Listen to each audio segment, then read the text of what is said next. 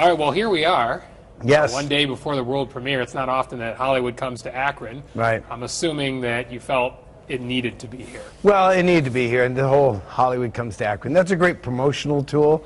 There's no other place this premiere could be. It is essentially about the Derby, so it had to be here. But really, the movie is only made because of all the people of Akron, Northeast Ohio. So it would have been false. I don't know who I would have invited if it hadn't been here.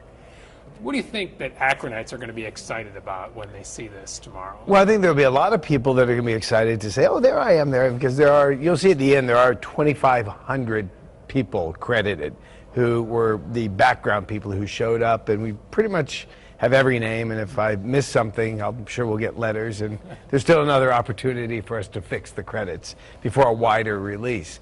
I think people are just going to want to see how they saw the movie being made, see how it comes together, and hopefully they enjoy the movie, which is my greatest fear right now. I'm trying not to think about that part. I like it. I did everything I could, but the proof is in the audience, I guess. And I've seen it 1,000 times now, but just not with people. We all look at each other in a room and go, I guess it's good, So you second guess at this point when it's a day I don't before? really second guess it. No, I don't second guess it. I don't have second guess it. I think, if anything, I don't know what people's expectations are. So if you're saying I'm doing a raunchy comedy with Jack Black in it, you better be just a funny, you know what you're going for. Here, we're making a film about the Derby that's to help the Derby, that's to, have some action in it, but it also has a sort of a heartwarming, not sort of, very much heartwarming story at the center of it, emotional story. I guess if I have any, my thing is like, will people be okay with that? Because action, you can blow up a car, and funny, you can make a raunchy joke, but when you're emotional, will people cry? Will people feel something? That's, as an artist, that's more important to me, and you just can't tell until, I cried a few spots still. So I guess that's a good sign. I don't know if I'm crying out of fear. And you talked about faith and family, right. And that all sort of goes hand in hand with the tradition of what the All-American Soapbox Derby Right. is. Yes. Well, the reality is I first saw an article and made me go, wow, that's a shame. The Derby, Soapbox Derby, I didn't race in it, but it's like, what's next? Baseball? This great American tradition was going to go away. As I dug in deeper and I got involved, I found for me, there's something greater here. This is a sport, if you will, and a tradition that really speaks to the whole notion of family, and that is really important to me. Family, community, that which we're going to talk about here today. I think. Without getting deeply philosophical, a lot of the stuff we look at the front page of the headlines, today, whether it's the economy or some mother doing something to her daughter that's unspeakable, guilty or not, just the notion that it's out there in our society, I don't know, it's the sort of the fabric being torn apart. And, I guess I have one responsibility, and that's to pass to my children and their generation a world at least as good as the one that was delivered to me. And I don't think that's happening right now. So I think that's important. Are people going to be able to see this movie, have you determined, outside of the next 2 days on a big screen? Everybody,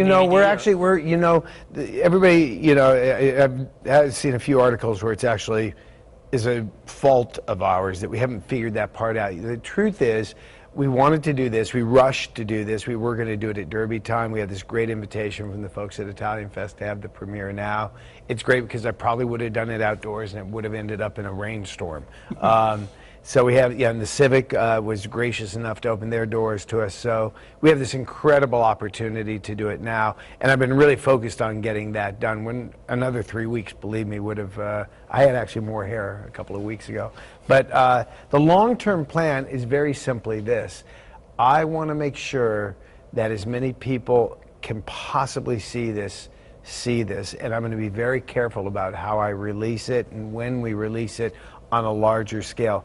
I'm hesitant to hand it over to somebody who's a bigger studio, and we've had interest, and say, here, take it, here's a few bucks, they buy it out from you. You know, the investors get a few dollars back, not everything. And then let's say it doesn't do well against Transformers. So I've served no purpose. The Derby's not being benefited from it.